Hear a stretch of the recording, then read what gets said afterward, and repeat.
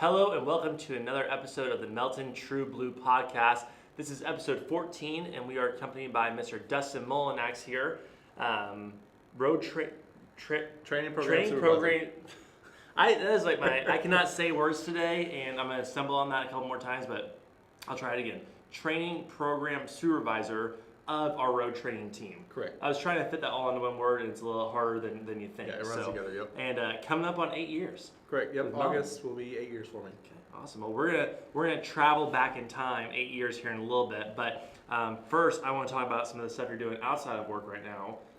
Training for a marathon. Half marathon, correct. Half marathon. Okay, yep. And that's how many? Is that 13? 13.1 miles. Okay. So started training 2 weeks ago, and the race is April 20th. And what inspired you to get on this half marathon training?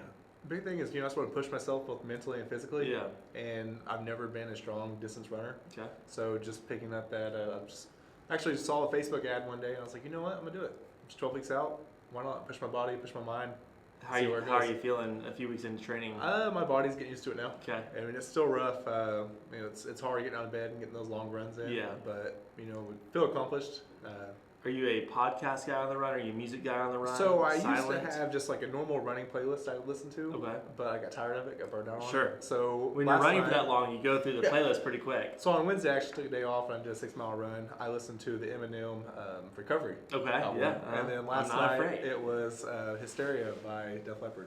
You are all over the place. It's all over the place. Yeah. Whatever sounds good in that moment, that's all I'm listening to. All right, sounds good. But no podcasting. So no podcast yet. Music. I've heard someone actually mentioned that to me about a podcast. Yeah. So I think when I get book, a little bit longer of a run, then I'll start doing that. And I think your last Facebook post was 6 points. Yep, 6.2 miles. 6.2. Is that the longest you've done? A 10K. In this training program, yes. Okay. So each week it'll progress. And what did you finish your time in with the 6.2? Right at an hour. Wow, that's awesome, dude. So what's your mile at right now? Average pace, I would say probably 8.5, 8:45. That's a great mile. A great mile. For someone that's never seen themselves as a runner, yeah, I'll take it. It's only going to get better. It was funny. I was just looking up like world record mile time. And I think it was sub 4:30, which is just insane. Yeah, sub 4. I've seen right around that 4 time frame. Yeah, it might have been sub 4, not sub 4:30. But I just try to picture that and like myself. I'm probably 8-minute, 9-minute mile guy. And I can't imagine a sub 4 mile. I can't imagine a sub 7, sub 6 mile. That's insane. No, that's too fast. So maybe one of these days. And I also just hate running. It's just not. I don't know. It's one of those things. I think it's an acquired taste. I like sprints. Growing up, school sprints were always the thing. I never really a long distance runner myself. But would love to get into it because they always say you get the runner's high and you feel really good afterwards. Is that true, or is it just torture afterwards? No, honestly, I do feel that runner's high. Okay. I think some people kind of romanticize it a little bit. Okay, yeah. I mean, some days are better than others, but you definitely, I would say more of a sense of accomplishment rather than a high. That makes sense. Yeah, gotcha. Yeah, just knowing that you complete something, you're doing it early in the mornings, late at night. So yeah, just whenever I have time, job, kids, wife, everything. You gotta find time when you can. Yeah, and you got the whole family now, man. Yeah, so wife and 3 kids. 3 kids. Three yep. kids. Okay. Yep. And all girls. Yeah, I say you are. The house has turned on you, man. Yeah. No, I'm outnumbered. Yeah, very, very quickly. They make the rules. I just have to pay the bills. And what are the ages? 7, 9, and 12. Okay. What's the funnest age right now? No. No, the girls are all their own unique person. Yeah. So they're all 3 completely different. Okay. You ask me different day, I'm gonna give you a different answer. Okay, fair enough. But you've seen your fair share of Frozen and all the Disney princess now movies. they're obsessed with Taylor Swift. Oh, really? So okay, we can't go anywhere without Taylor Swift being on the radio. Okay, that's I feel like everyone's on that. I'm a Swiftie, but 7, 9, 12, 35, 40. I think no matter what age you can find a Swiftie. I think probably the most popular person in the world right now. 100%. And just won her 13th Grammy or 14th. I think it was 13th Grammy. But they're excited for the Super Bowl to see her on TV. Yeah, and hopefully she'll make it because I know she's flying in from Japan. Or she'll something like that. Yeah, she'll make it. Yeah, and there's all these numbers so 13th is her lucky number. They're playing the 49ers, 9 plus 4, 13. What are the other ones? The flight from Japan to Las Vegas is 13 hours. And then I saw from Kansas City to Vegas, like the flight numbers is like 1989 and 87. Yeah, so there's all these the stars are aligning. Yeah, the stars are aligning. I'm starting to believe in the NFL scripting now. So I think the NFL wants nothing more to see, Travis Kelce get on one knee at the 50-yard line after they win a Super Bowl, propose to Taylor Swift, I don't think anybody's topping that proposal. No, I don't think anyone's going to top that one, yeah. And then my last thing before we get into Melton work is, did you hear who's singing the national anthem?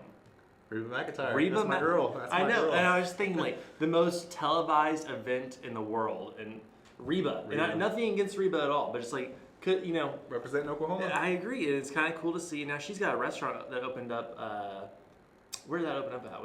Is it a Toka? It's not a Toka. I want to say it's a Toka. A Toka? Yeah, I know she's kind of like doing like the whole pioneer woman with the restaurant and stuff like that. So it's cool to see, but I was like, I heard that. I was like, what a random pick for a national anthem. Yeah, they have Reba, then Post Malone is singing like America the Beautiful right afterwards. Oh, really? I didn't hear that. I know Usher's doing halftime. So it'll be cool to see. I'm excited. Who do you have winning that one, by the way? Chiefs or 49ers?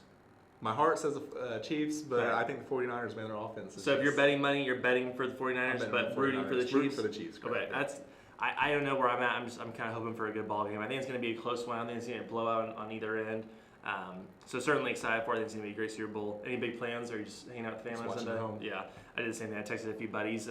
I'm really late at planning things. So like, I text them, today's Friday, I texted them yesterday. I'm like, hey, you guys have any plans for Super Bowl Sunday? Like, yeah, like 3 months ago I got plans. I was like, oh, okay, cool. Just making sure. Yeah, so it'll probably just be me, the wife, and some family. So anyways, all right, well, now that we've gotten our pop culture out of the way and a little bit about you, let's throw it back 8 years ago. Coming up on 8 years. 8 years in August, correct? Correct. Throw us back to walking into Melton Truck Lines, the first time you walked in the doors. So how'd you hear about us? What were you coming in for?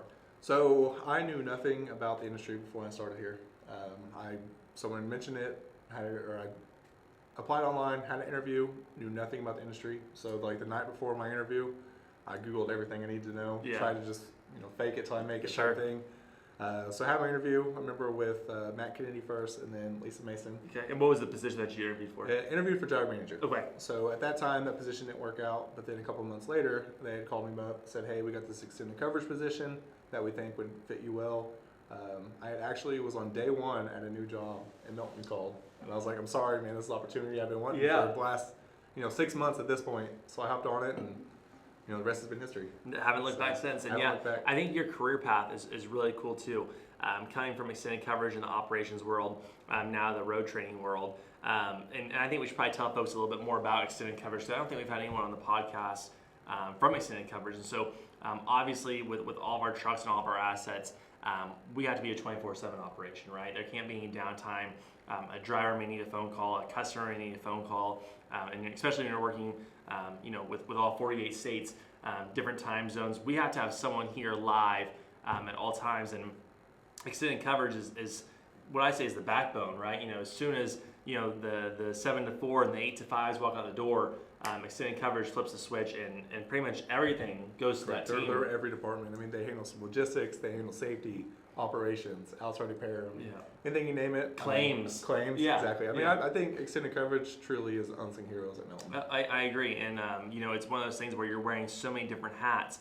I tell everyone on this podcast, and I tell folks that I interview, and I've used this analogy several times, so it's probably getting old by now, but to become the Swiss Army knife of Melton Truck Lines, know every tool, right? Well, I don't think there's a better spot than extended coverage to really learn that side, because you're doing not only maintenance as well, right? Calling outside repair, and literally every department flips that extended coverage team when they turn on, and there's no stop until we get back. And so what were your hours? I know you've worked pretty much every shift there is. So my main shift was Sunday, Monday, Tuesday, and every other Wednesday. I worked from 6 a.m. to 6 p.m. Wow, yeah. So I had the ideal shift. I mean, there's a couple that work overnights or some that rotate. What's the overnight shift?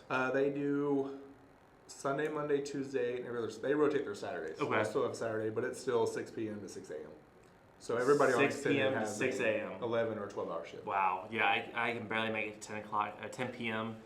So the 6 p.m. to 6 a.m. I don't think my body could physically do it. No, I couldn't do it. I couldn't try. I respect them. Yeah, and you're still doing. Are you still doing some extended coverage shifts? Correct. I'm actually working this Sunday. Yeah. So I'm covering a shift in. So I do that. Maintain a good relationship with operations. Yeah. So when they need help, I enjoy it. Pivot over. Yep, and it's just like riding a bicycle. You don't forget that stuff. So especially 6 years in extended coverage or 5? And 5 in extended before I switched over. Correct. And so let's talk about that switch real quick. So 5 years in extended, a new opportunity came up on the road training side. And how did that process go? It was just I kind of had like some professional goals for myself that I wanted. At that 5-year mark, my youngest was going to be in school. I was going to be finished with my bachelor's degree Okay. that I actually used Melton's tuition Yeah. reimbursement for. So at that time frame, I was just ready for something Monday through Friday with normal hours. Yep.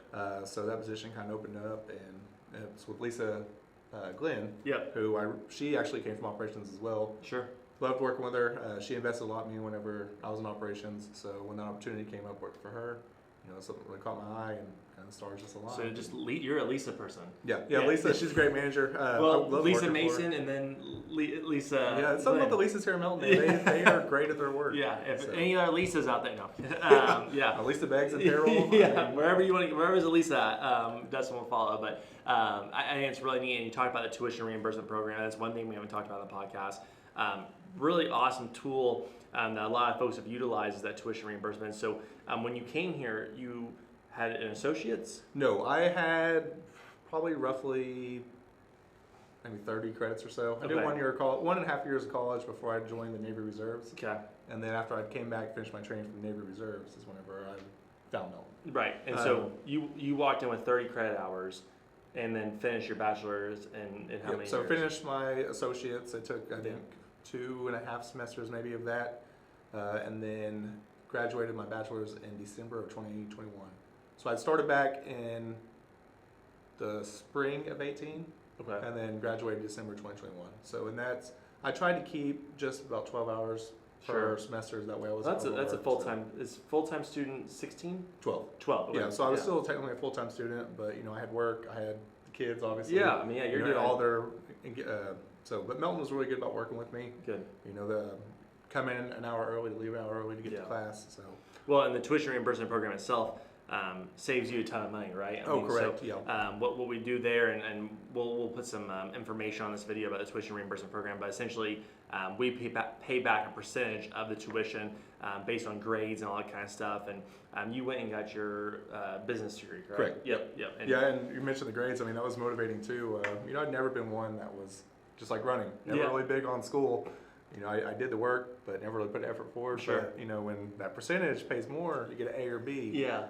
I took my GPA up a couple points Yeah. just based on that extra motivation. And where did So, you finish your degree at? Northeastern State. Yeah, NSU. Yeah, is it the NSU. Broken Arrow one? Or Yep, wait. NSU Broken Arrow. Yeah, great program there, and one of our great partner schools as well. We have a lot of NSU alumni, myself included here, that come from that school, and so we certainly love that program there. And they do a fine job. Their business program is really good. Oh, it's great. Yeah, I feel like I learned a lot. And Yeah. I was real big about, I like the fact going to school while I'm working because Sure. I knew what I wanted to do when I grew up. Yeah. And so everything that I was learning, I could apply to my professional career. So in my Yeah. opinion, to help me retain. Yeah, I see what you're saying, right? Yeah, so based on someone graduating and then coming into the workforce, but versus being in the workforce and then learning it, I think you kind of pick up on some more real life skills that way. You're not just sitting and listening to the class and applying it to something in the future. You're applying it to what you're doing right now. Exactly. And so I think that's a really cool thing as well to kind of go back to school. Now I've got a little bit of an itch that will fall off as soon as I leave this room to go back and finish my master's. Yeah, That's the thought of mine right now too. Yeah, so. yeah. So I don't know. I'm gonna get that itch away right now because I just can't think about that. But it does seem like a fun thing to do. I think I'd be better in school now than I was my college years for sure. Just because, like you said, I think I've learned a lot being in the field and taking that to school. Certainly changes the pace of what you're learning in college. So very cool. Proud of you for doing that as well. Thank you. So let's talk about the road training program.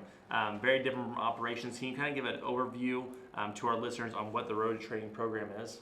So the drivers that come to us without, I think they have a 6 months experience or more to go directly to their truck. If they come to Melton without any experience or less than that 6 months, they do 1 week at pre-hire evaluation. Mm-hmm. And then once they're done with pre-hire evaluation, they come to us at road training. Okay. What we do is that 3 week period that they're out with the trainer, which will require 21 days, which you learn a lot in 21 days, but you're not going to learn everything about this industry. Sure. So we just kind of see them through that process. So when they come to us, that first Monday, what we're doing is we're pairing them with trainers based off of their preferences. So if you're a smoker, we're going to put you with a trainer that smokes. Yep. If you're okay with the pet, we have some trainers that do have pets. Some like to see how that lifestyle, how to handle a pet on the road because they're new to it. Then we meet with the guys from pre-hire evaluation. They're telling us their learning styles, how they interact with their peers. We're pairing based off of that.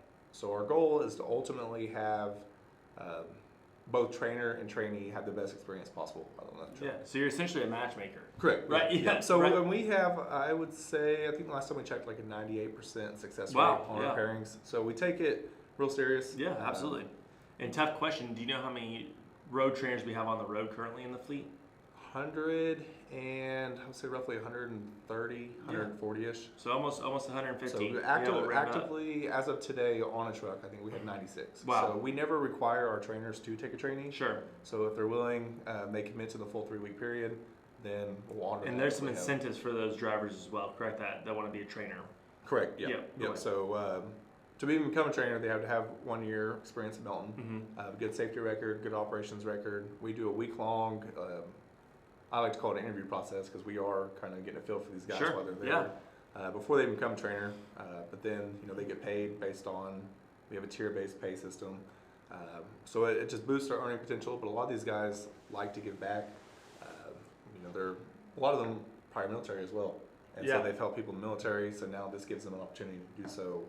In civilian world. Yeah, and I think the training program is so neat. I did a few of the train the trainer classes in my stint here, and the folks who are drivers and want to become a trainer, I strongly encourage it. It's one of the I don't think there's a better feeling, and that's a relationship that sticks, right? I'm sure who you remember you started with your first day here at Melton, right? Another coworker. Same with me, and you kind of stick together, right? Well, that trainer after the 3-week period, they don't just fall off and disappear. No. It's a connection you make with somebody, right? It's a phone number you have that you can text, you can call. They're there for you, and it may be a load that you guys didn't see over the road in the 21-day process. Well, great, give this guy a call who's been doing this for a long time. He's been doing this for years, and is a shoulder to lean on. So I encourage all our drivers who are listening, if you're interested in the road training program, becoming a trainer, please reach out to Dustin. He can get you set up. And also for our new drivers coming in, I think it's a really good and beneficial tool. I don't think, especially in this industry, we can't just feed people to the wolves, right? Hey, here's your keys, go hit it. It's just not a safe thing to do. It's a crash course, no pun intended, right? Correct. And so just like we do here in the office, we do job shadows and weeks of training to learn your job. Well, you're doing the same thing over the road, right? And creating friends, creating memories in the meantime as well. But also it gives you the idea when you get on that truck solo, you have some of that experience, you've seen some of the loads, you've talked to a veteran in this industry and someone who's been driving for a while and can give you some tips and tricks on where to park or where to stop or how to use our Loves discount, whatever it may be. And so, like I said, I think it's a really neat program that does a lot of benefit, and our drivers who go through that program probably have a longer, and I don't know here, probably have a longer tenure with Melton, I assume. Yeah. And so one thing too about the training program is it builds confidence. Sure. So the way we do it, like the 3rd week, the trainer is pretty much stepping back, while the trainee is pretty much taking over that truck. Yeah. So they know that they can pick up, they can deliver, they can do every step in between themselves. So that way, when they get their own truck, they don't feel like they've been fed to the wolves. Right. They know they have what it takes. They can do it. They just don't have somebody in the passenger seat with their helping them out. Sure. Yeah, and one more thing I'll add to that is we don't use this as a team driving experience, right? I know a lot of other companies out there will use the training program to get more hours in, right, and team drive. So if your trainer is awake, if your trainee is awake, the trainer is awake. If your trainer is asleep, you're asleep. Correct. And the truck takes a full 10-hour break. Yeah. So we do it, best possible. We don't want. You don't get anything out of that, in my opinion. No, I agree. Yeah, the team driver thing is you're driving while you're driving, the other person's sleeping or taking a break in the back. What are you learning from that? Exactly. You're benefiting the company, but are you getting anything out of that? And we would rather have our drivers come out of that truck feeling confident, feeling secure, feeling that they know what they're doing, and being a productive driver quicker than just throwing them to a team driver scenario, getting more hours out of them. So I think the training program we've built here and you've helped build has certainly, is certainly appealing to me if I'm a driver, right? If I'm someone who's new to the industry, or someone who's been here in the industry, maybe I've been driving van, reefer, or first time driving a flatbed, certainly appealing. And then also the veterans of the field, the drivers who've been doing this for 10 years. I think the program's a little bit smaller for those folks, right? Correct. Yeah. If you have more than 6 months experience, even if you do come from a different industry, yep. If you request to call the trainer, we're never going to tell you no. We're here to make sure everybody succeeds. Sure. So if you go through the week of pre-hire evaluation, you still feel you need some securement, which is normally with guys going for different industry. They can Right. drive. Yeah. It's just the securement aspect. Sure. Then we have our regional fleet where they're touching freight every single day that we can put those guys with to get additional securement experience. Yes, absolutely. Very cool. I can't say enough good things about the road training team and the road training program. I think it's one of the neatest tools we have here at Melton, and it sets us apart from different carriers and different companies as well. So if you're a driver listening, current or a driver that's looking to come on the fleet, please reach out to Dustin and the road training team or call a recruiter and learn more about that road training program, because they're certainly well equipped to answer those questions as well. Any great stories that come to mind in your years at road training? Any really cool success stories that you can share? It's pretty cool. I've been up there 2 years now. Yep. So, like I mentioned, it's a year before they can become a trainer. Seeing some of these guys that have went through the training program and that may have had some struggles, make it to that 1 year mark at Melton, or, coming up on 2 years, and then them becoming a trainer. Yeah. It's somebody that you're a little iffy on, and when they came through the program, we were aware of their struggles, but they pushed through it. You kind of get like that emotional attachment to these guys. Yeah. Like, I feel like a proud dad every time they come back and get their truck. Sure. So, seeing them stick it out, because, this industry, it's not for everybody. No, it's a hard industry. Yeah. But when you see that and, they come through, they're giving us high fives, they're telling us stories, how much they enjoy it, how thankful they are for us. Stuff like that, it's real heartwarming. Sure. So just seeing that, that step through the whole process, that's one thing I really like about my position. Yeah, So. awesome. Love that. And Dustin, what can you say? I know, being at Melton for as long as you have, I know you and I have played a lot of basketball together, done a lot of sporting events together. What can you say about Melton as an overall just culture fit for an employee, an office employee? One thing I've noticed is that, people just enjoy coming to work. Sure. Yeah. I've worked at places where everybody around has been miserable. But here, people are smiling, they're welcoming you. They might be having a bad day, but they're not going to show. It's we're uplifting, we motivate one another. I feel that each department here, we're cohesive. We're all here for the same common goal. Sure. We all want to be successful. Never worked someone young, 29, but never worked somewhere with a culture that rivals what Melton has. Yeah, and we've been doing this podcast. We're on episode 14 right now, and I hope our audience can start seeing the trend. And I'm not paying these people to say these things beforehand, I promise you, otherwise I'd be broke. It's just true, and some of the simplest things, like you mentioned, coming here and feeling the smiles on people's faces, feeling that people are excited to come to work. Those small things are so impactful, right? Because you mentioned you've worked in places that are just miserable, and everyone else is miserable too. Well, how should that make me feel? Now I'm miserable automatically, right? When you're surrounded by miserable people. But when you walk in here, it's hard to be that miserable person, because there's no one else around you. You're the one miserable person, and everyone has bad days, everyone has tough days, and that's time to lean on your team, right? I know I've walked in a bad day, and my team immediately says, hey, what's going on, right? What's up? Didn't sleep last night. What's going on? And I can vent to them, and they say, well, hey, let me get some work from you. What can I take over for you? What can I do for you today? And those things are what keeps me coming back to the doors at Melton, right? Yeah. It's just the team that we have. And here. One thing I like too is the leadership. They truly care. Yeah. They're not just invested in you as an employee. Yeah. 8 to 5. They care about what's going on outside of work. Sure. Lisa Mason. Yeah. I officiate basketball on the side as well. Right. So she's always asking. Yeah, it's a about new adventure games for you there. right now, right? So, yeah. Just kind of doing it all right now. Yeah. I'm trying to figure out what I like doing, but she's investing in that. She'll ask me questions. Got VPs asking about my kids. I see them in the gym, and it's just normal conversation. They truly care about you as a person, not just as somebody in that seat doing that work for them. Yeah. So I think the culture really starts at the top of the leadership, and then it just it's contagious. Yeah, it really is. And when you see it from the top, it's a good example, obviously, but I think you see it all throughout every level of Melton. And I think we're fairly flat as a company. I know a lot of big, huge companies have 25 tiers, right? And I think we're a fairly flat company as far as leadership goes, and I like that, right? Because the hierarchy isn't so far away from you, right? If I'm working at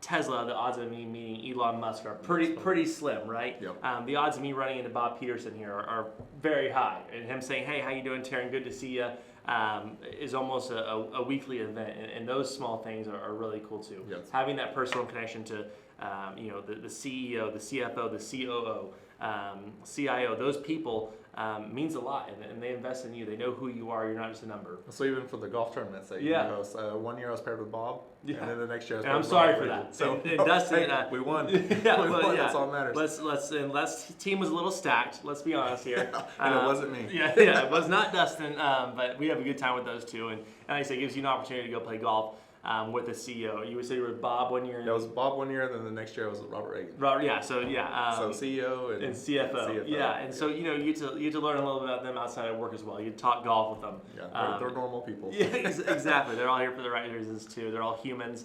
But yeah, I think like you said, it rings really true here at Melton. Not just being a number, people are invested in you not only from your team level, but also upper management level as well. I would love to talk to you more about officiating, but I think we're running out of time on the podcast here. So Dustin, thank you so much for coming on the podcast. Good luck to you on your half marathon. I know you're going to crush it. You're going to do great things. Appreciate that. Everyone, thank you so much for listening to the Melton True Blue podcast. If you'd like to be on the podcast, please give me a call or Miss Emily Bump a call as well. And also, please share this video. We do a lot of fun things here at Melton, and this podcast is certainly one of them. So feel free to share this on YouTube, Facebook, or wherever you may share some of your social media events. Thanks.